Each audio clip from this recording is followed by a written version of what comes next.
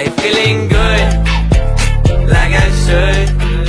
When in dark, walk around the neighborhood. Bismillahirrahmanirrahim. Assalamualaikum warahmatullahi wabarakatuh. Halo semuanya, jumpa lagi dengan saya Mia Fauzia dalam channel saya. Untuk kali ini saya akan mengerjakan tugas dari guru saya yang bernama Bapak Hendra.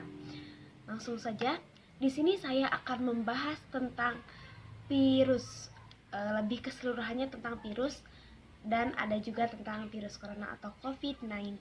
Oke, langsung saja.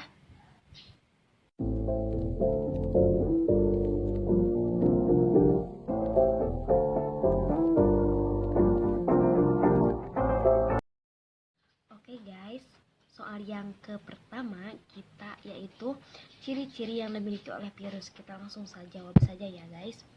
Adapun ciri-ciri yang dimiliki oleh virus adalah sebagai berikut.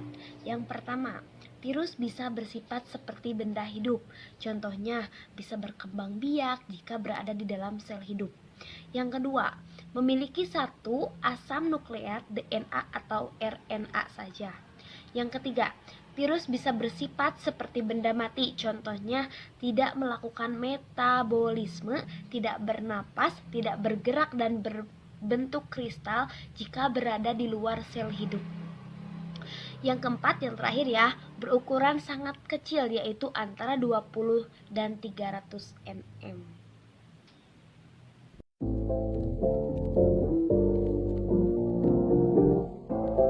Oke, dilanjut ke pertanyaan yang kedua ya. Apa bentuk virus? Oke, kita jawab ya langsung. Ternyata guys, virus itu bermacam-macam bentuknya. Ingin tahu apa aja? Ayo kita bahas. Yang pertama, berbentuk batang. Contohnya TMV ya. Tobacco mosaic virus. Yang kedua, berbentuk batang dan berujung oval seperti peluru ya. Yang ketiga, berbentuk bulat, contohnya penyakit HIV.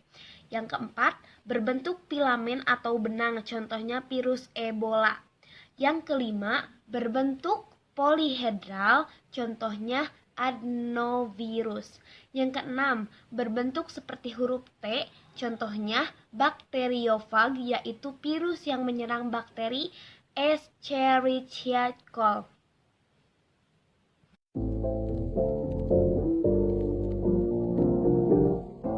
Oke, langsung saja. Soal yang ketiga, apa struktur virus? Hah?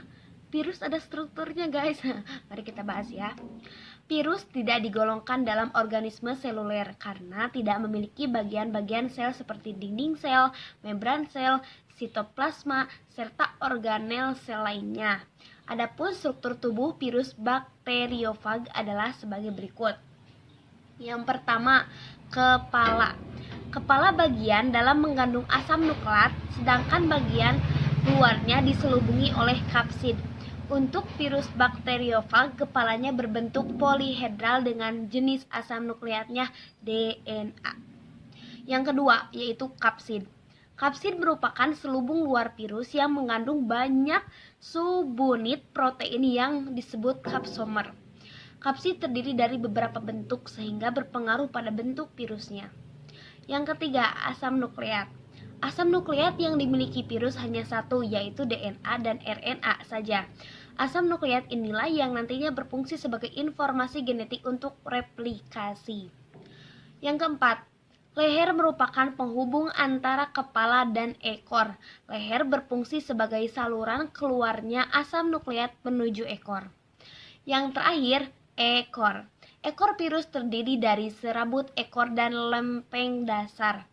Ekor ini berfungsi untuk menempel pada inang. Berikut ini merupakan struktur virus selain bakteriofag yang telah ditemukan.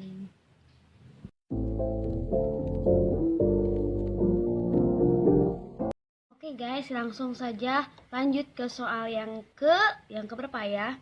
Yang pertama tadi ciri-ciri virus, yang kedua bentuk virus, yang ketiga struktur virus, berarti yang keempat. Oke guys, soal yang keempat yaitu cara hidup virus. Menurut aku sih gimana ya? Virus tergolong dalam parasit intraseluler obligat karena hanya dapat hidup di dalam sel yang hidup.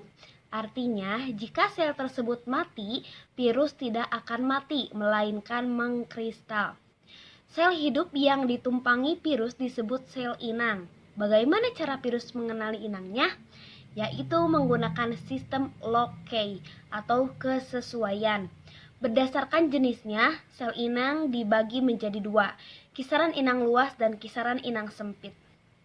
Virus dengan kisaran inang luas bisa menginfeksi beberapa inang. Contohnya, virus flu burung bisa menginfeksi unggas, babi, dan manusia. Sedangkan virus dengan kisaran inangnya sempit hanya bisa menginfeksi inang tertentu saja. Contohnya, virus flu yang hanya menginfeksi sel-sel di saluran pernapasan, dan virus bakteriofag hanya bisa menginfeksi bakteri Escherichia coli. Penularan virus dari satu inang ke inang yang lain bisa melalui udara, lendir, air, darah, atau melalui perantara seperti nyamuk, guys.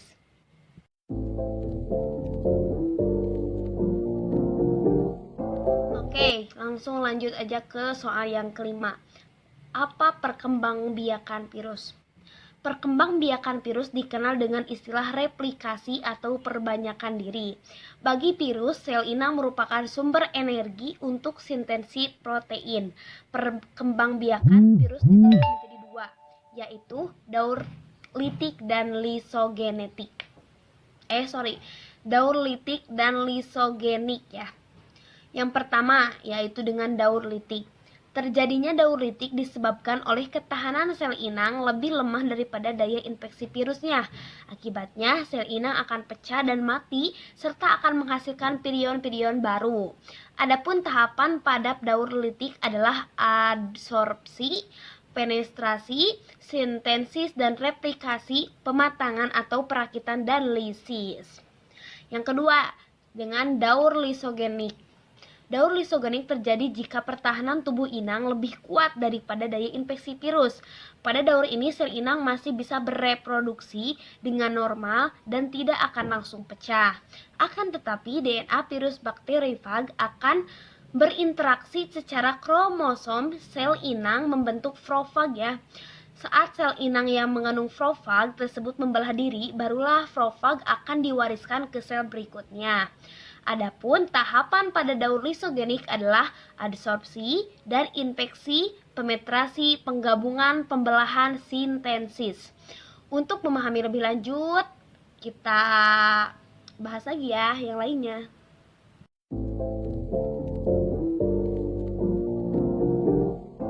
Pertanyaan yang selanjutnya, klasifikasi virus. Klasifikasi virus tergolong cukup banyak, yaitu berjumlah 6 loh. Semuanya didasarkan pada persamaan ciri yang dimiliki. Ingin tahu lebih lanjut?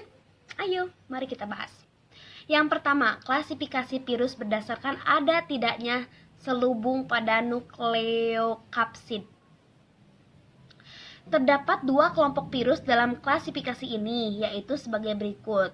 Yang pertama, virus berselubung, yaitu virus yang selubungnya terdiri dari lipoprotein dan glikoprotein. Contohnya poxivirus, herpesvirus, togavirus, rhabdovirus, dan pramyxovirus. Yang kedua, virus telanjang. Virus telanjang? Yaitu virus yang tidak memiliki selubung pada nucleocapsida. Contohnya papavirus, adenovirus, coronavirus, dan reovirus. Klasifikasi yang kedua ya. Klasifikasi virus berdasarkan jumlah kapsomernya. Terdapat 5 kelompok virus dalam klasifikasi ini, yaitu sebagai berikut. Yang pertama, virus dengan 32 kapsomer. Yang kedua, virus dengan 60 kapsomer. Yang ketiga, virus dengan 72 kapsomer. Yang keempat, virus dengan 162 kapsomer. Yang kelima, virus dengan 252 kapsomer. Untuk klasifikasi yang ketiga, berdasarkan jenis sel inangnya. Yang pertama, virus penyerang bakteri ya. Yang kedua, virus penyerang tanaman. Yang ketiga, virus penyerang hewan. Yang keempat, virus penyerang manusia. Yang keempat, klasifikasi virus berdasarkan tipe genom dan metode replikasinya. Yang pertama, virus tipe ini memiliki DNA utas ganda dan reproduksinya dengan cara replikasi, contohnya herpes virus. Yang kedua, virus tipe 2 memiliki DNA utas tunggal atau reproduksinya dengan cara replikasi, contohnya virus MVM. Yang ketiga, virus tipe 3 memiliki RNA utas ganda dan reproduksinya secara replikasi ya guys. Yang keempat, virus tipe 4 memiliki RNA utas tunggal plus dan reproduksinya secara replikasi. Yang kelima, virus tipe 5 memiliki RNA utas tunggal negatif dan reproduksinya secara replikasi. Yang keenam, virus tipe 6 memiliki RNA utas tunggal positif dengan DNA perantara dan reproduksinya secara transkriptasi balik. Yang ketujuh, virus tipe 7 memiliki RNA utas ganda dengan RNA perantara dan reproduksinya secara transkriptasi balik. Sangat banyak ya guys. Yang kelima, klasifikasi virus berdasarkan jenis asam nukleatnya. Yang keenam, klasifikasi virus berdasarkan bentuk dasarnya.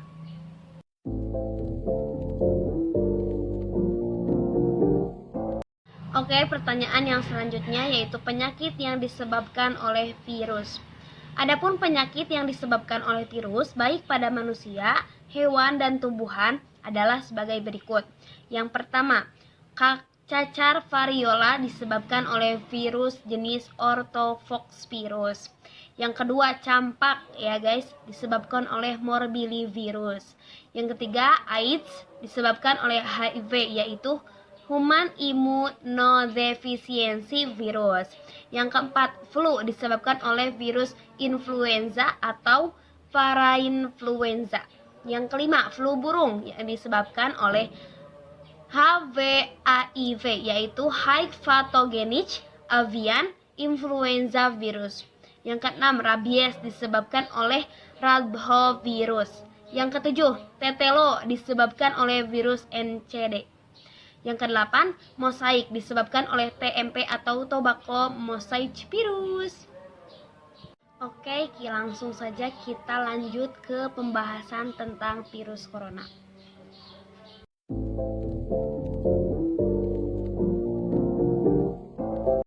Yang pertama, latar belakang COVID-19. Virus corona atau COVID-19 kasus awalnya dimulai dengan pneumonia atau radang paru-paru misterius pada Desember 2019. Kasus ini diduga berkaitan dengan pasar hewan-hewanan di Wuhan yang menjual berbagai jenis daging binatang termasuk yang tidak biasa dikonsumsi, misal ular, kelelawar, dan berbagai jenis tikus. Kasus infeksi pneumonia misterius ini memang banyak ditemukan di pasar ya. Hewan tersebut, virus corona atau COVID-19, diduga dibawa kelelawar dan hewan lain yang dimakan manusia hingga terjadi penularan coronavirus. Sebetulnya tidak asing dalam dunia kesehatan hewan. Sebetulnya tidak asing di dalam dunia kesehatan hewan, tapi hanya beberapa jenis yang mampu menginfeksi manusia hingga menjadi penyakit radang paru-paru. Sebelum COVID-19 mewabah, dunia sempat heboh dengan SARS dan MERS yang juga berkaitan dengan virus corona. Dengan latar belakang tersebut, virus corona bukan kali ini saja membuat warga dunia panik. Memiliki gejala yang sama-sama mirip flu, virus corona berkembang cepat hingga mengakibatkan infeksi lebih parah dan gagal organ.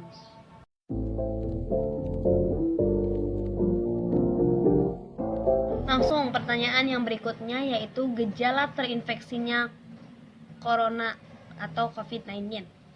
Gejala ringan kasus infeksi virus corona atau COVID-19 yang pertama adalah batuk, yang kedua letih, yang ketiga sesak napas dan ngilu di seluruh tubuh, yang keempat secara umum merasa tidak enak badan.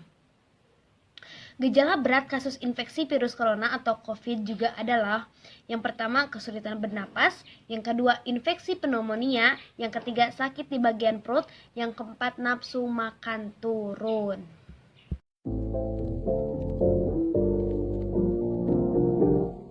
Langsung saja ke soal yang berikutnya.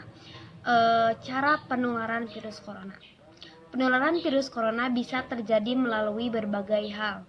Contohnya, yang pertama droplets atau tetesan cairan yang berasal dari batuk dan bersin.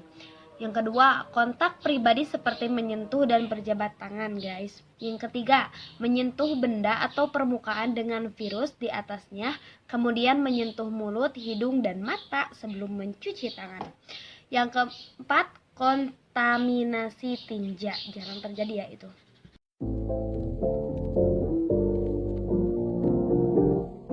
Berikutnya yaitu cara pencegahan virus corona. Yang pertama, gunakan masker bila demam dan batuk serta terapkan etika batuk. Yang kedua, jaga jarak 1 meter atau lebih dengan orang lain. Yang ketiga, hindari kontak langsung seperti bersalaman dan cium pipi kanan kiri ya guys, khususnya untuk para perempuan. Yang selanjutnya, hindari kerumunan dan pertemuan berkelompok. Yang keenam, jika Anda tidak sehat, jalankan isolasi mandiri di rumah atau self-isolated. Yang ketujuh, ikuti panduan resmi dan perkembangan informasi. Yang kedelapan, batasi menggunakan transportasi publik kecuali mendesak. Yang terakhir, cuci tangan pakai sabun dengan benar atau gunakan hand sanitizer. Oke guys, mungkin cukup sekian yang dapat saya sampaikan mengenai virus corona. Jangan lupa like, subscribe, and comment. Bye-bye. Wassalamualaikum warahmatullahi wabarakatuh.